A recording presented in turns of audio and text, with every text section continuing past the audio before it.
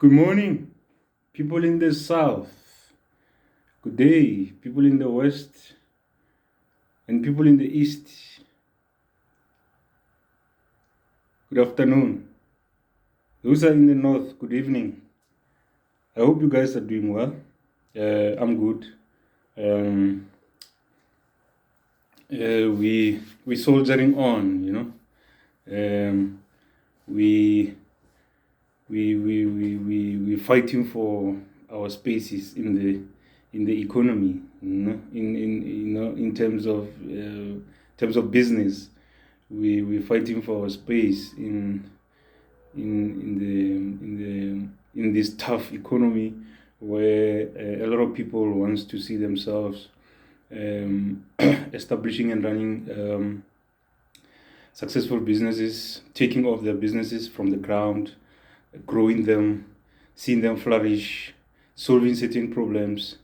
And many of us, we tend to lack a bit of faith in what we do, or in what we believe in the businesses that we have started, in the business ideas that we have started, and we tend to throw in a towel, drop them off, because we lack some kind of discipline, so to speak. So for those who are new in this house, on this channel, my name is AJ Ngele, and I'm based in South Africa, Limpopo. And this is a space where we indulge on disruptive innovation and businesses that are changing the world, and ideas that have a potential to change the world. So as I've started on a point of faith and leap of faith, it is very vital and crucial for entrepreneurs, emerging entrepreneurs, to understand the fact that you need some kind of faith. You need a leap of faith in your beliefs, in what you believe in your ideas, in your business ventures. Have some kind of faith, because if you don't believe in what you think will work out as a business, then who else will? Because no one is going to believe if you don't. So we need a bit of faith in what we do. Someone might ask, what is faith? Well, what is this thing that I have to have for me to see success of my businesses? I used to listen to a lot of inspirational speakers,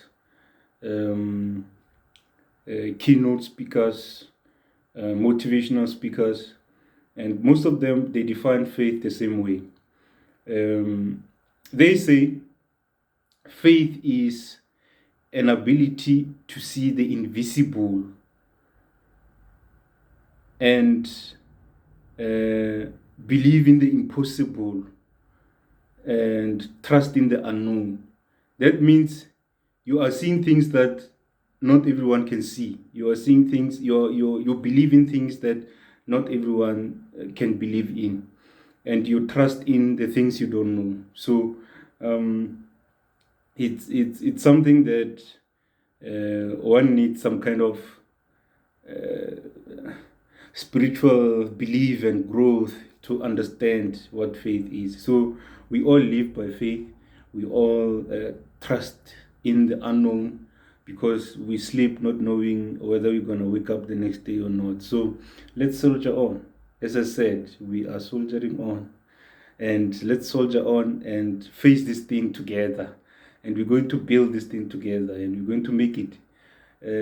Come rain or sunshine, we're soldiering on. So let me move that out of the way and continue with my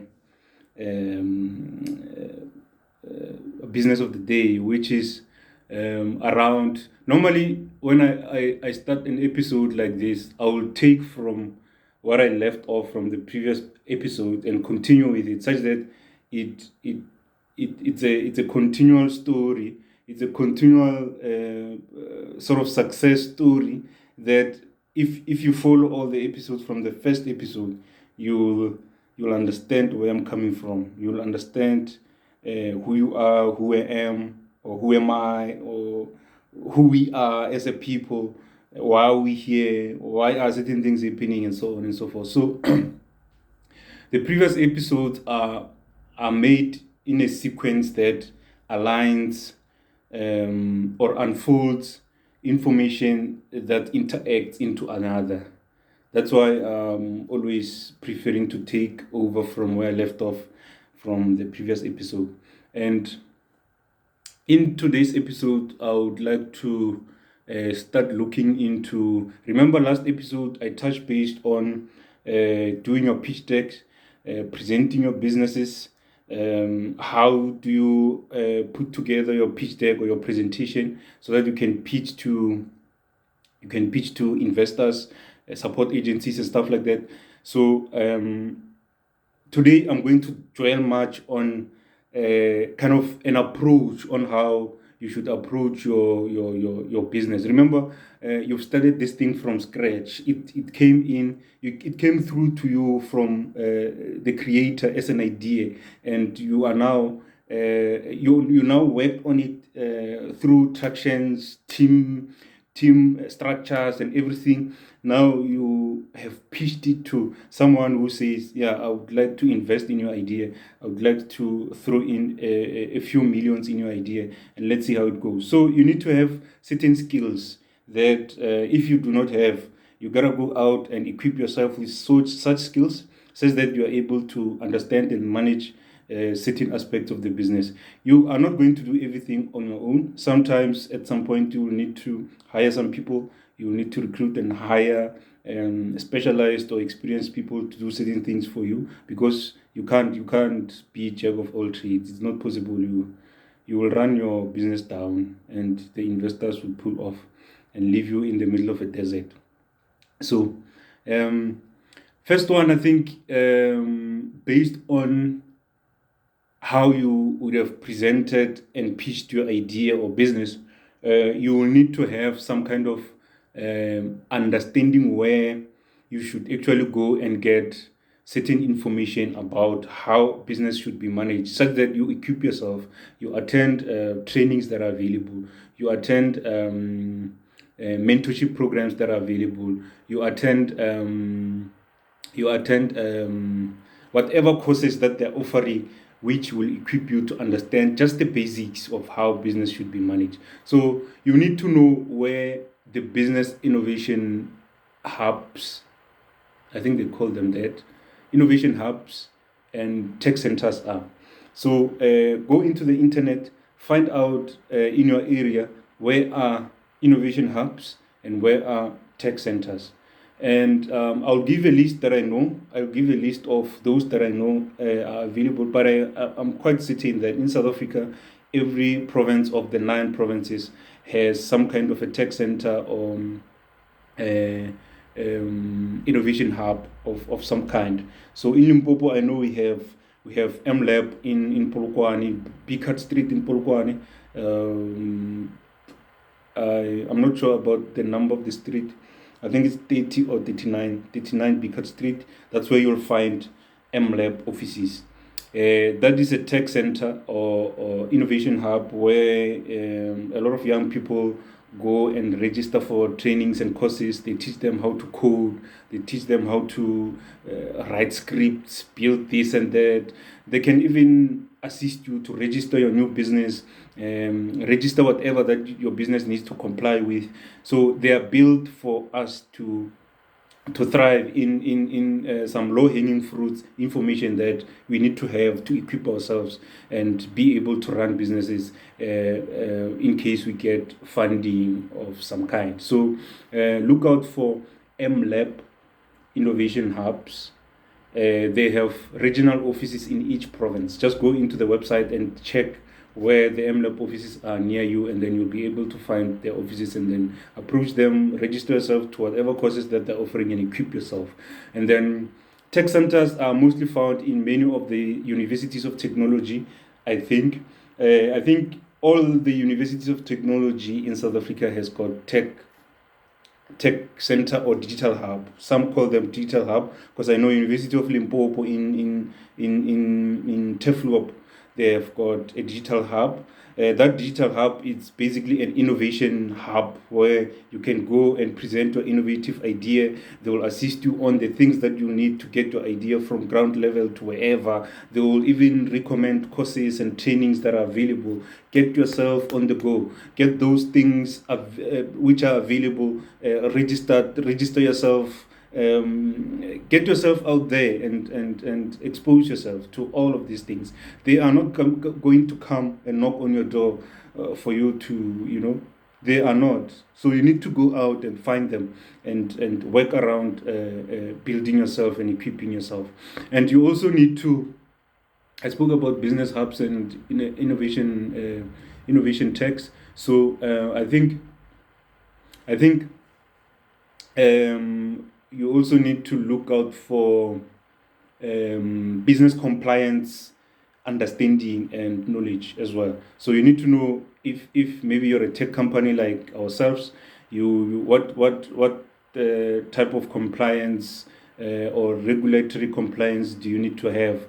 Basically, the compliance that we know as South Africans is your tax matters. You need to have a business that is registered with the revenue collector, not revenue collector, revenue collector in the form of tax, which is South African Revenue Services.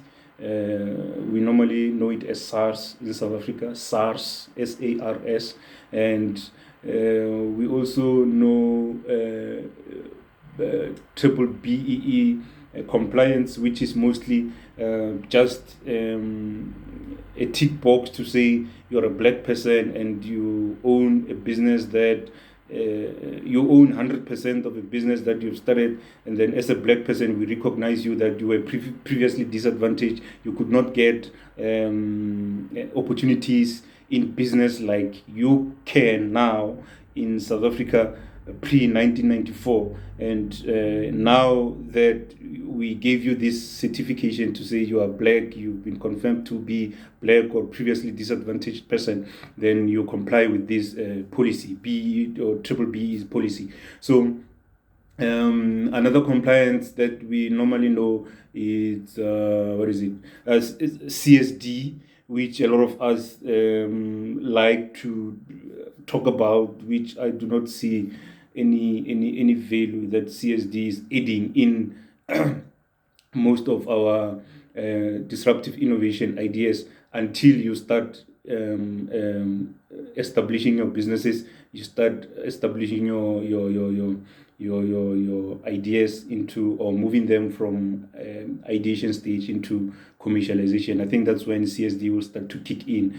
I know that's when you will be required to comply with CSD regulations. So if you are just starting up and you don't know what to do, I don't think there's an urgent reason actually for you to have a CSD registered, to have a CSD registered company, have a CSD report of some kind. But it's a one of the nice to have things. In case they request it, then you'll be able to submit. So yeah, let's just do it and comply. But there's many other compliance aspects and issues that we do not know, we don't know about, which you need to get yourself familiar with and get them on the go. So it's very, very important to understand that as a business, at some point you need to comply with so many regulations depending on the space that you're operating from. So if you are, for example, operating in an environmental space, there's a lot of regulations in environmental space. If you're operating in the food preparation space, there's a lot of regulations, compliance that you need to comply with, because food is it's a sensitive issue when it comes to human consumption. So if you're going to prepare and sell food that people are going to consume, you need to comply on certain things. Says that we know that you know what you're doing. You're not gonna feed people things that they are not supposed to eat, and you will end up massacring a lot of people, at the same time. So we don't want that. So those are the areas that need a couple of compliances to be in place. Says that you are able to run your business effectively and efficiently. And then the most important one is the basic business management. How do you manage your business effectively, and what are the basics that you need to know, just to manage your business effectively. What do you do when you wake up in the morning, log into your whatever system that you're using? What do you do if you have a few employees? How do you check this and that? So you need to have a skill on or knowledge on how do you manage a business. So go to those hubs and then ask for basic business management courses, and then they will offer such, and then you'll be able to equip yourself with such. And then it's very, very important to understand how your business should be managed. You need to check the things that I've mentioned, especially compliance. On most of the compliance requirements are being updated on an annual basis. So you need to know what needs to be updated, what needs to be renewed, at what time, at which date, and then you don't fall behind in terms of expiry date and stuff like that, such that your business is always in compliance. And then how do you then manage the business overall? How do you like simple things like, hence I said basic business management, simple things like communication. How do you communicate, through emails and WhatsApp accounts that you've created for your business? How do you communicate? It's very important. You need to learn those things. Look for such simple courses and attend and equip yourself. Understand that business is not you cannot manage your business as you are managing your personal life. You can't just go on certain platforms and then talk like you just lost your head. It's not possible, but you can't talk if you just lost your head. But you understand the point. So a business needs some kind of ethics that you need to comply with, you need to conduct yourself with. So you will come up with some kind of code of conduct. How do we as the employees in this business conduct ourselves? How do we communicate with ourselves? Know what are certain rights for employees and the employer. What policies do you need to have when you start the business? I'll take you through a list of policies, basic policies that you need. Maybe in the next episode or one of the next episodes, I'll take you through policies that you need to have when you start your business, such that you understand that if I do not have this kind of policy as a start, then I'm working on a thin ice, because you might be sitting with two employees. You look like, or you might think it looks like it's just a small thing, it doesn't mean anything. But if you do not have policies that addresses certain issues in a business, you might end up in trouble in certain cases. So I'll make an episode that specifically focuses on policies that you need to have when you start your business. Guys, there's a lot that you need to know. There's a lot that you need to understand, and I'm willing to share that information. I'm taking everything that I know. I don't want to be buried with everything that I know. So this is the little that I know, and I'm going to share it with you. I know some of you know these things, some you don't, and those that you don't, those that don't know these things, I think I'm adding value into your lives. I'm adding value into your businesses as well. So I'll take you through the policies that you need to have. And then say, for an example, you hire your first employee. Now you are two in the business. And then the employee is an opposite gender to you as the business owner. And then somehow you engage each other in a way that you're not comfortable. So the other party of the two might claim that you harassing them. So if you don't have a policy, communication policy, so I'll take you through such things. It's simple stuff that you need to know and have. So if you regulate the hubs, the innovation hubs and the digital hubs, they will assist you with such things. And then another thing that I wanted to throw in there is the ethics. This is very, very important. The ethics, business ethics, business ethics are the conduct that the business runs itself on in terms of its employees. So you need to have employees that are ethical, employees that understand what is wrong and what is right, what they understand, or the employees that understand that they need to do the right things even when nobody's watching. Even when nobody's watching, these employees will do the right things, or they will do the things right, or they will do doing the right things and doing things right. It's the same thing according to me. So you need to have some kind of ethics or ethical policies that addresses such issues, that you don't find yourself in situations where you cannot answer to certain things. So that is basic business management.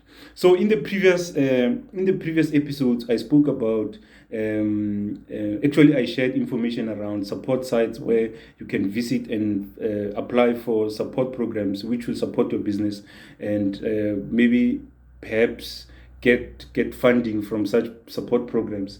It's very important because a business does not actually, a business will never exist without finances. It doesn't exist. It needs to have a finance department where finances are being managed. So bear in mind, there is no bank in South Africa. All the commercial banks that we have, there's no bank in South Africa which is designed to fund ideas. So there's no bank that is going to fund an idea. So we're talking about ideas that you receive through the creator, and you are building this idea to become a fully fledged business. And there is no bank in South Africa that is going to finance an idea. Banks in South Africa are financing assets against cash flow.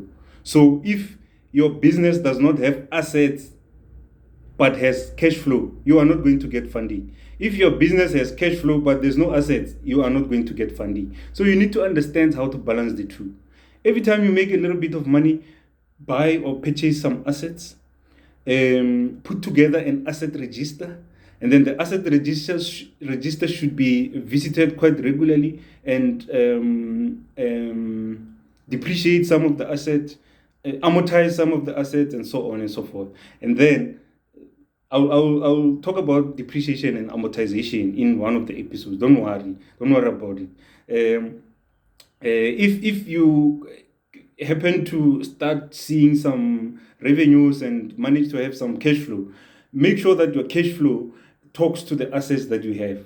If you have these two, then you go to the bank and apply for a loan. You are most probably going to qualify for a loan, because they're going to look at the assets that you have against the cash flow that you have. So the bank will look at the assets you have, if they match the amount of money that you request, and then the cash flow which will maintain repaying the loan that you are requesting. That's how it works. If you don't have any of these two, forget about getting a loan from the bank. So support programs are a perfect vehicle to take you from ground zero to ground one to ground two. Eventually, when you do that, you're building up your assets. At the same time, eventually you build up your cash flow. Then eventually you will be able to qualify for a business loan from the bank. Rather than that, forget about the loan from the bank. No one is going to offer you a loan from the bank. So concentrate on these support programs. They are there for that reason. Banks are not going to give you loans. I just want to make that one clear. Another thing, you need to look into your personal finances. Guys, it's very important. Look into your personal finances. It's very, very important. If your personal finances are in a mess, start working on them one step at a time. As you are working on building the assets and the cash flow of your business, concurrently build your financial muscle or financial well-being muscle. Your financial well-being should be stronger as your business financial well-being. Both of them should be strong. If one is weak, you are less likely to get a loan from the bank, because they're going to look at your personal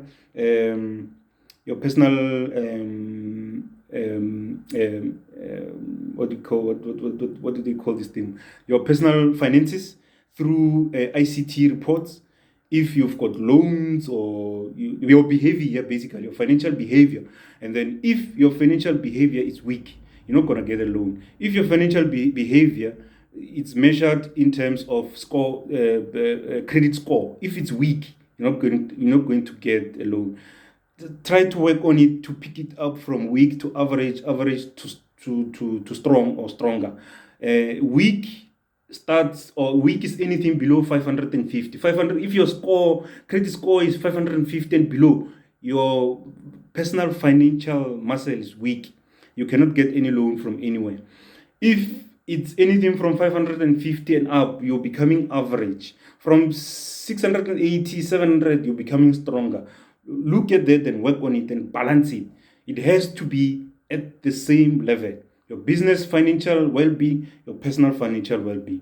So many people go out and they apply for loans, they apply for finances, and you're financing cars and cell phones and things that are not necessarily important in your life. You forget that you are building a business at the same time, and you're going to need to build this business based on bank loans. They're going to look at your personal finances. How do you manage yourself financially? Next one is, in line with that, will be business financial management itself. How this one is just to tie the two: create assets created and cash flow. How do you now manage the two? How do you manage the cash flow? Do you have a personal bank account that gets paid on monthly basis from a business bank account, or do you just mix the rest, business and personal, everything? We don't know what is going on. Next thing, people are paying into your personal bank account. You are taking out of the personal bank account to pay for business. Guys, I'm going to take you through all of that. I'm going to break it down for you. Don't worry. You need to understand the balance. It's two different things. I mentioned previously that a business is an entity. It's a juristic person. It's a person that does not breathe oxygen, but it's a person. It has an ID number. The business number, the business registration number, it's an ID number. You have an ID number. It has a bank account. You have a bank account. It has assets. You have assets. It has what? Yeah, that's basically that. You understand? So it's the same thing. You cannot mix the two. You cannot have one life into the other. Separate the two.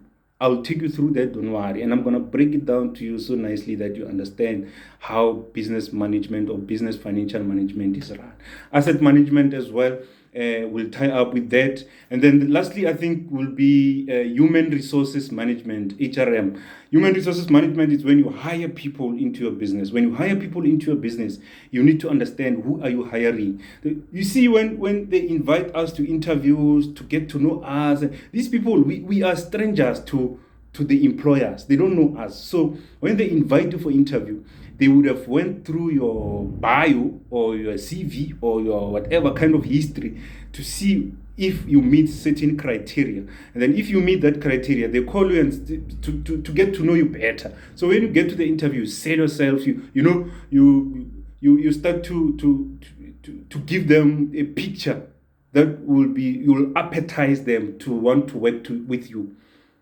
You need to do that as well. They were not doing it for fun. They were doing it to get to understand you. So you need to know, what kind of people do you want to hire? What kind of HR or human resources do you want to have in your team, in your business, in your running the entire business? Because at the end of the day, you need to run a corporatizable business that is ethical. Ethics starts with human resources. I'll break it down for you in one of the next episodes. I want to take you guys step by step, such that we understand things that are needed in a business. You don't just, no. There's things that you need to do. There's steps that you need to follow. So for today, I think I'm going to now refer you to a support site. This is not necessarily a site where you can get support programs, but it's a site where you can use, it's a site which you can use to manage your business. Stop writing things down in your notebook, black book, and the next thing it's month end, you don't know what you meant when you say 100 rand for Paul. You don't know whether Paul paid or you have to pay Paul, or you understand. So there's a site called Novate. I think it's taken from Innovate. So the name of the site is called Novate, N-O-V, numeric number 8. It's N-O-V, numeric number 8, Novate. So if you want to, I think it's you have to pay for the service, some few dollars per month to use the service. Novate, N-O-V, numeric 8, Novate. It's nov8workspace.com, nov8workspace.com. I'm using it myself in my business. Nov8workspace.com. You can do anything you want to do in your business. Human resources management, you can do recruitments, you can do calendars, you can track your people. Your employees can clock in and clock out using Novate. At the end of the month, you download the report from Novate, and then the report will show you how many hours this person worked, how many hours this person did not work, and then you pay them according to the hours that they're working. You're not going to thumbs up, well, no, I did not see you on Monday. So no, use systems that are going to support you. So go into novateworkspace.com and learn more about it. Purchase the licenses, whatever service fee that they offer. I think there's different packages that you can get, but Novate is the best. You can register your assets, you can, everything that you think of, everything that I've mentioned, financial management, inventory management. Inventory, it's stock and all those kind of things. Human resources, I mentioned the people that comes to work, your meetings, your clients, your projects, you can do recognitions for your employees on Novate. I'm just trying to think of all the things that I'm using from Novate. There's a whole lot of things that you can do. You can do pay slips on Novate. Novate, it's more like, say you hire a new employee and then you give them a new laptop, they connect, and then you give them access to Novate. They will be able to get everything about the business, the company, the employees, and all of that in one. That's Novate. So go into Novate and see what you can benefit from. And then lastly, ladies and gentlemen, we have a problem as the new generation, especially the Generation Z, Gen Z. Generation Z, these people don't read. You guys don't read. I don't know what's wrong. I don't know what's the problem. I don't know what's happening. You guys don't read, and you need to read such that you get, if you can't read, if you don't read, if you know you don't read and you can't read, subscribe to channels like this, such that we can take out the things that we read from different books and share with you. They don't read, they don't even subscribe to these channels. All they do is scroll on other social media that entertains them. So everything is about entertainment. So I've got the book here. It's called Dead to Riches. This book is written by South African Phumelele Ndumo. Wherever you are in the globe, look for this book, Dead to Riches, Phumelele Ndumo. Yeah, From Dead to Riches, Phumelele Ndumo. The South African. You can order it, I think, from wherever, and just Google it and search for it. See where you can get this book, Dead to Riches. This book will teach you how to manage your personal finances. This book, if you read this book and complete reading this book, you will come back clean. You will come back straight. You'll stop unnecessary things that affect your credit score and everything. Very important, guys. Ladies and gentlemen, this is not a child's play.